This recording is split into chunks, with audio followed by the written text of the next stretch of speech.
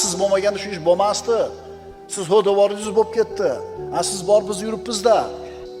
Allohning bergan rizqi uchun bandalarni maqtayotgan bo'lsangiz, demak sizni Allohga bo'lgan ishonchingiz zaif ekan. Va Alloh bermagan narsa uchun odamlarni yomon ko'rayotgan bo'lsangiz, bu ham Allohga bo'lgan ishonchingiz zaifligidan ekan. Senda mana narsani qildirmading.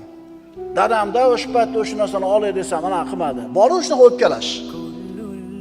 Alloh bermagan narsa uchun odamlarni yomon ko'rayotgan bo'lsangiz, demak Allohga ishonchingiz zaif ekan. Payg'ambarimiz aytadilar: albatta Allohning beradigan rizqini harisligi tezlashtira olmaydi. Ya'ni siz har qancha tirishing, qancha harakat qiling, u yoqqa uring, bu yoqqa uring, o'tga uring, cho'qqa uring, Alloh yozgani bo'ladi.